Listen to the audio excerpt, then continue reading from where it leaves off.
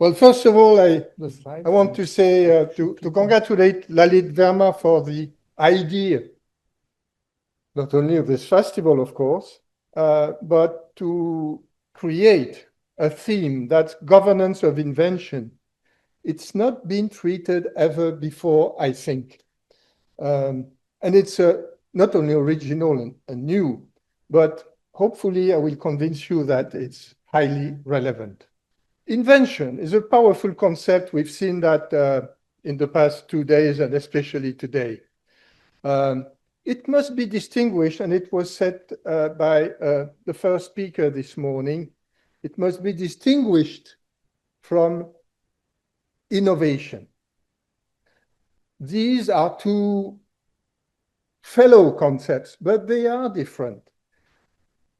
Invention comes first. And I like this quote that innovation is the invention that found its market. It's, I think, very appropriate to the future of your country, from what I knew before I came here and from what I've just heard. You have in the ADN of this country deep-rooted inventiveness, many of which became world famous. Yoga, of course, world popular and completely recently reinvented. Very strong technological and scientific achievements. I don't need to tell you about pharmaceuticals, aerospace, digital, artificial intelligence. And then you have also new approaches of your own, frugal innovation, community entrepreneurship, Blue India this morning are all very original approaches to an inventive projects.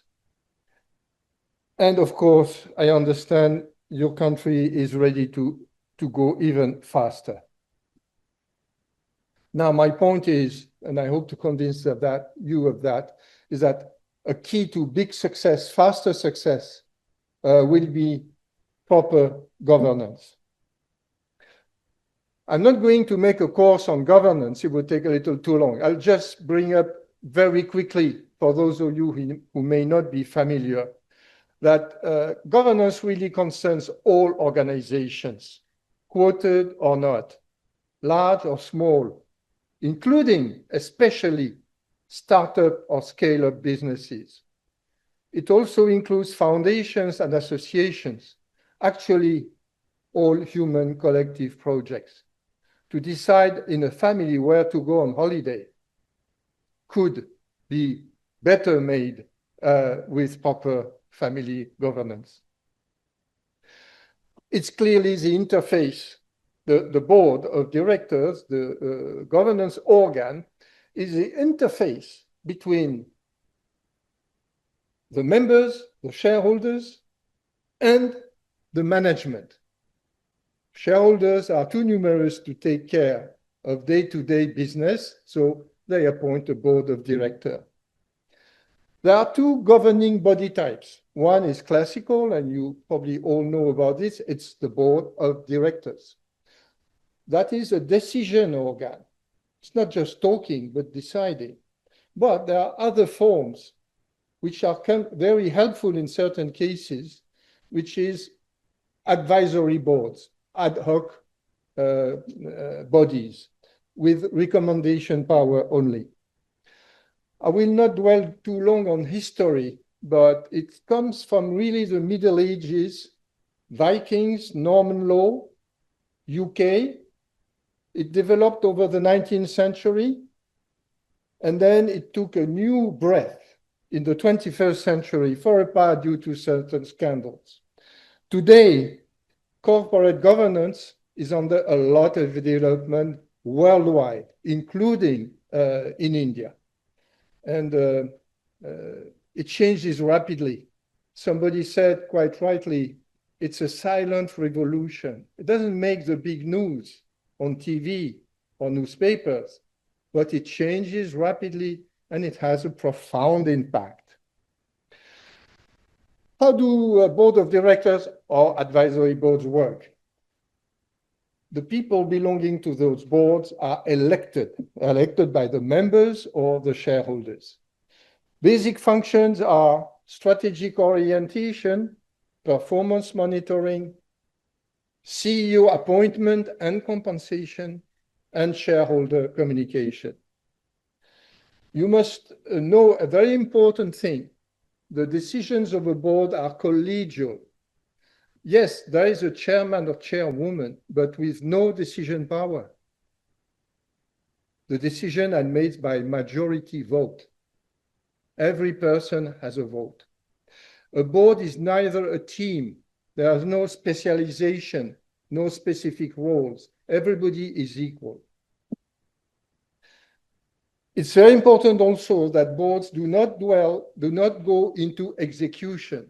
The members of the boards are called non-executives, meaning they should not execute and they should not tell management what to do in detail. Nose in, fingers out. What's very important in a board is to have independent members, non-executive directors, NEDs. They are very important because they are free to express their ideas and free of their vote. A good board should have 8 to 12 members, and a good recommendation is to have at least 3 or 4 independent ones. They are elected by shareholders or members, but they should not the fact that they represent them does not need in any way, they should take care only of the shareholders. Here's a graphic representation of stakeholders. Stakeholders are the capital providers, banks, shareholders, the clients, the employees, the suppliers, and the territories where they act. If a board and management follows, takes care only of shareholders, not of clients, suppliers, salaried, this can create a lot of problems which impact the shareholders. A recent example is in America, Boeing. The board and the management of Boeing has been looking for a long time for maximizing profit and share value. They've done it by doing a lot of things I will not comment on, but which resulted in losing half the value of the share and no dividends and big losses because they did not take enough care of clients and suppliers.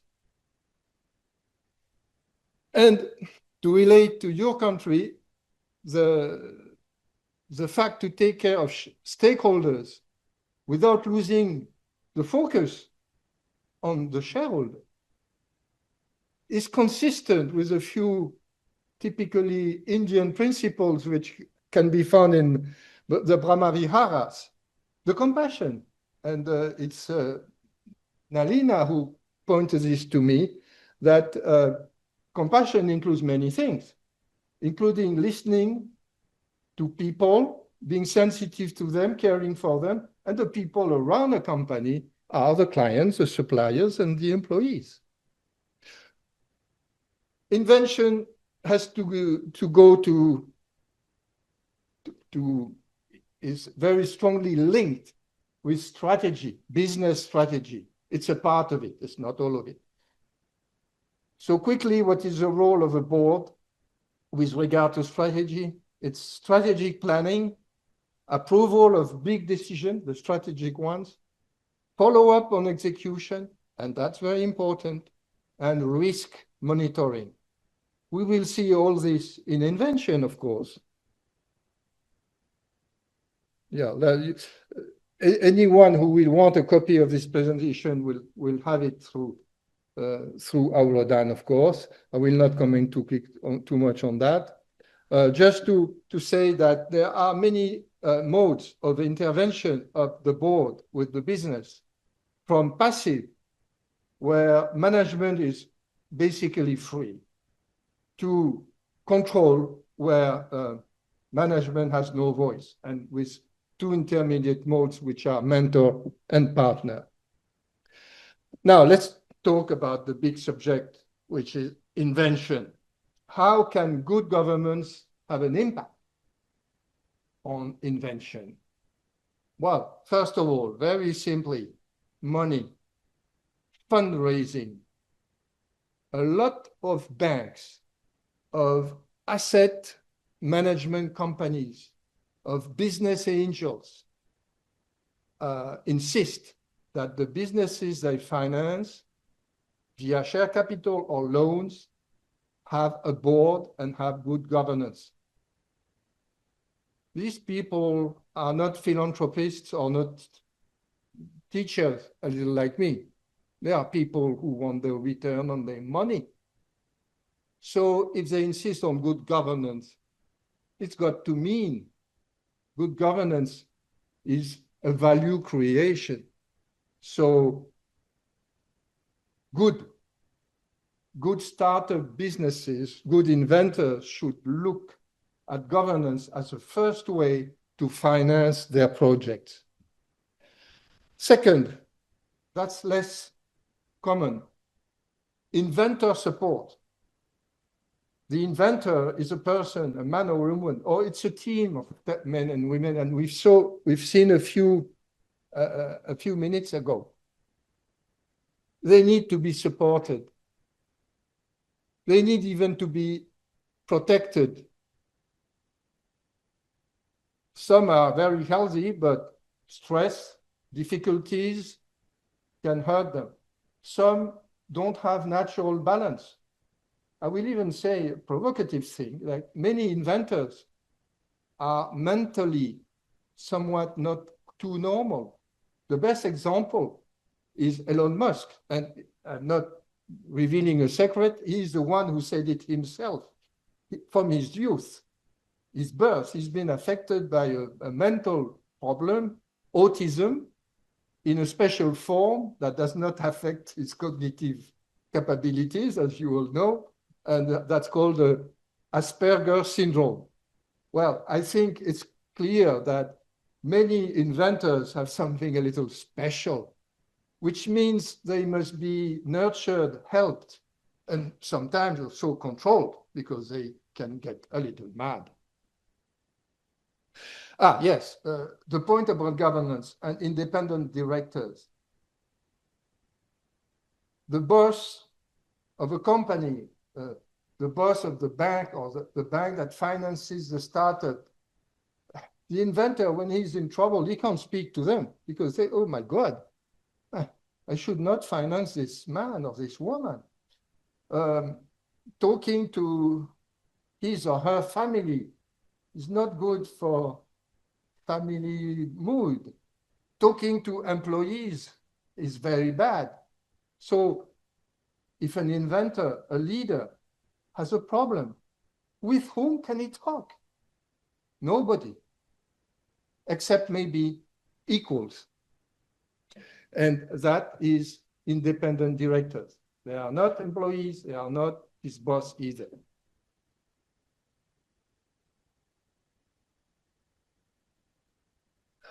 And that is a little different from the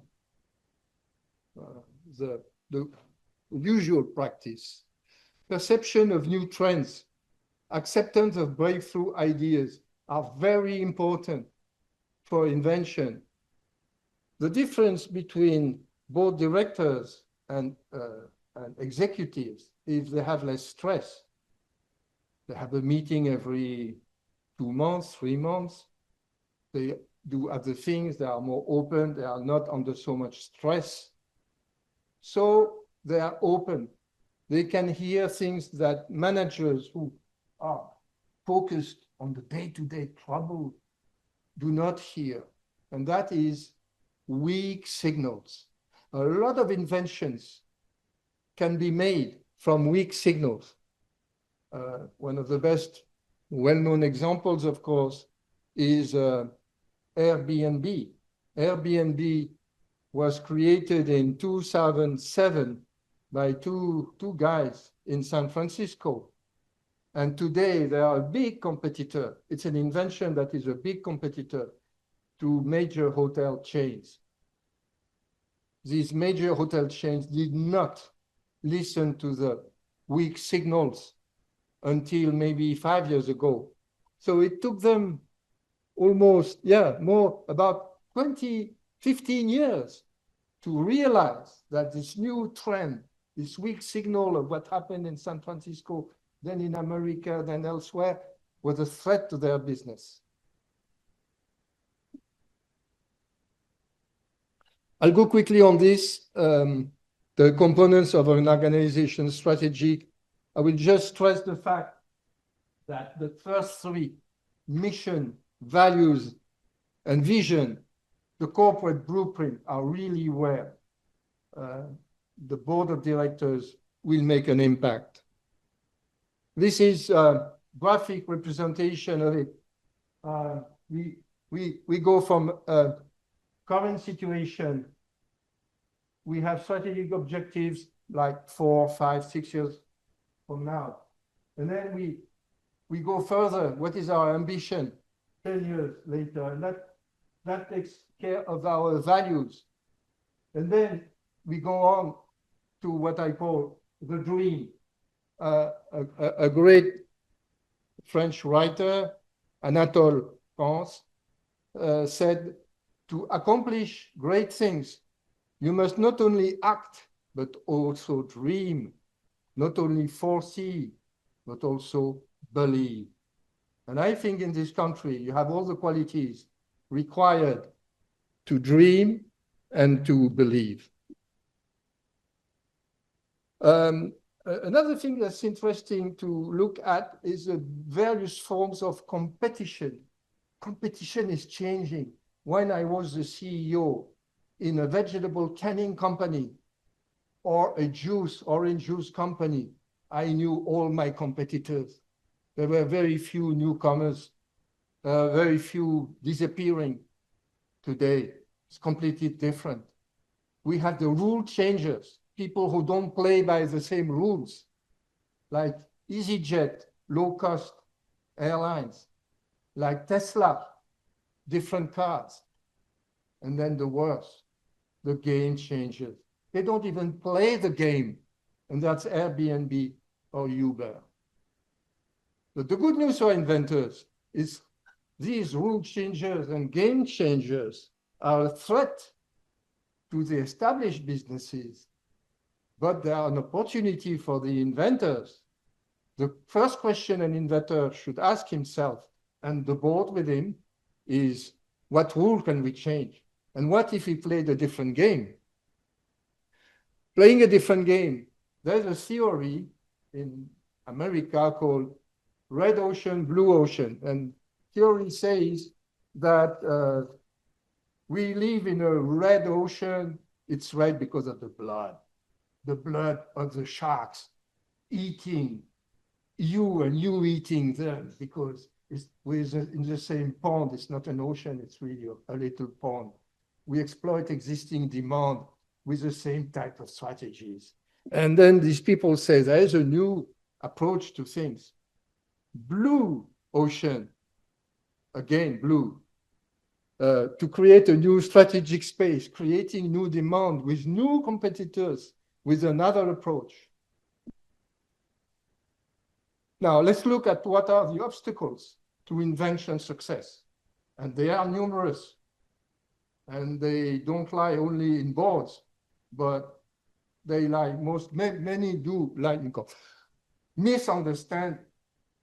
The inventors, they are focused on their ideas. Many are not very literate. They don't speak so well very often. So you got to understand them. And so many are misunderstood because they cannot express themselves well. And then skepticism. I've collected for you a few misjudgments about famous invention to show you how deep it can go. I've taken only popular and well-known examples, but there are hundreds of other ones. The first in time, in my list, is Charlie Chaplin, 1928, shooting a city lights without talk, although the first talking movies had been done. And Charlie Chaplin said, I give them 3 years. Fortunately, this didn't hurt him. Later on, he finally turned to talking movies and was successful. So others were less lucky. Well, Decca still survived, but bad. We don't like their sound. Guitar bands are on the way out. About the Beatles in 1963. This was a year before the huge success of the first big record of the Beatles. Same thing with Business Week. 50 cars sold last year. The Japanese auto industry is not a threat. That's in 68. In 69, the sales of Toyota and others in the USA boomed. Then closer to Lalit's profession, photography.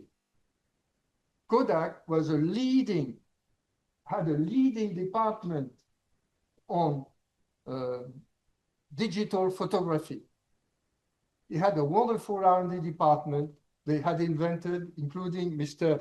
Steve Sasson, had invented the first digital camera. But management and the board of Kodak did not believe in digital photography. And lastly, in 1977, and that cost the company its life, like Kodak, by the way, there's no reason why people should have a computer at home. So skepticism, opposition. People oppose sometimes on principle that it's new, it's not our job, it's not our business, etc. Risk aversion, it's a good idea, but no, too risky. Lack of moral support. Well, you know, if you want to do it, but don't count on us to follow up because it's proof. Lack of financial support. Poor execution. Inventor is not always the right person to execute. He has the ideas, but then. And inventor disruption. As I said, inventors may sometimes be fragile psychologically. And then if are not well protected, they can disrupt. What are the sources of these causes? Blind spots, cognitive biases. I'll talk about blind spots quickly. Blind spots is when things you don't see for various reasons, because we've never done it, because we always did this, because in history, this is always what happened. Or he says this, he's the expert, or he's the boss.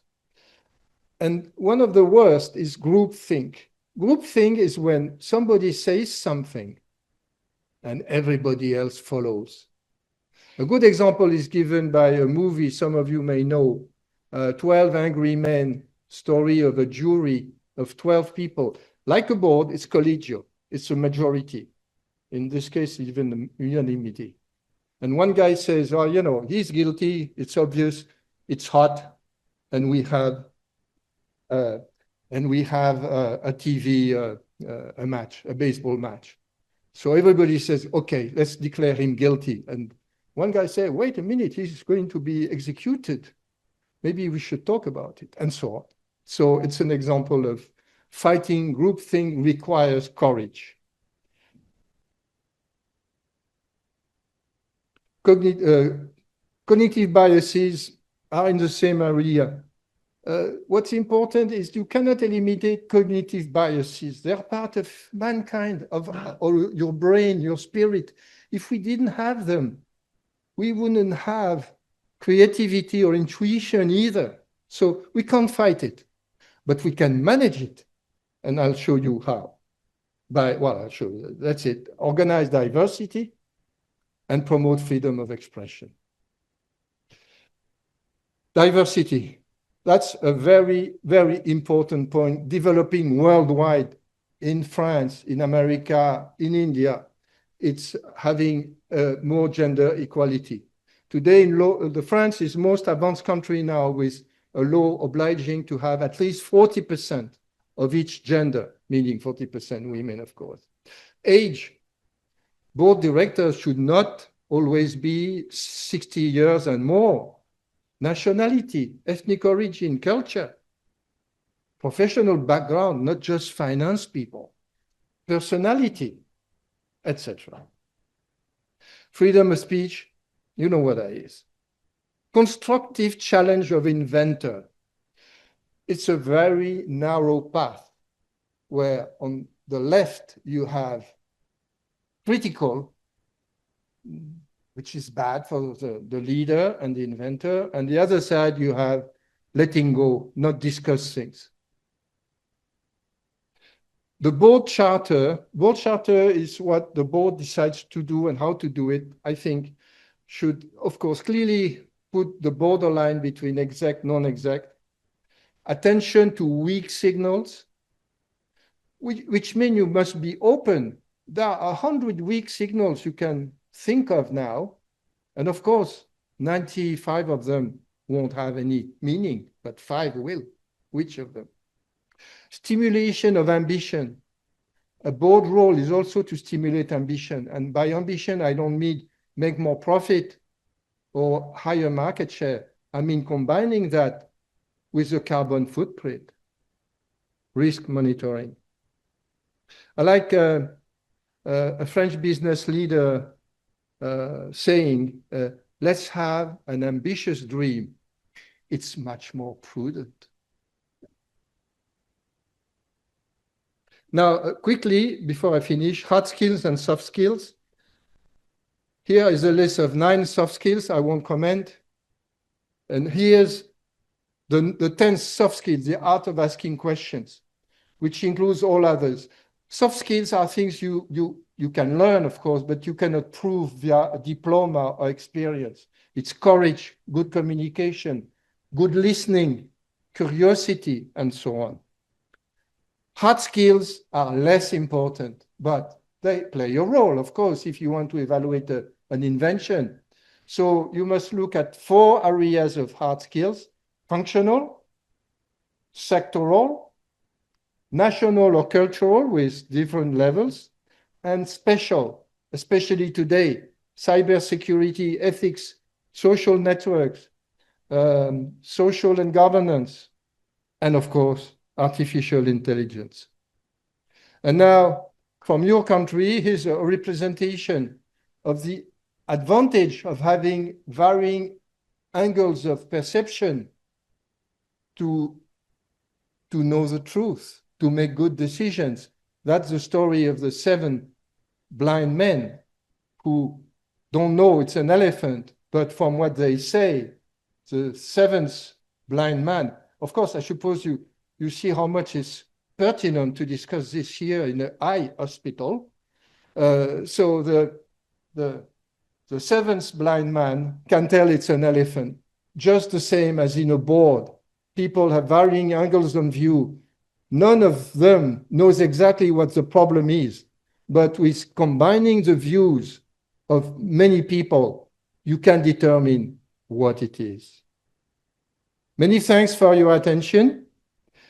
And best wishes of success to your invention initiatives.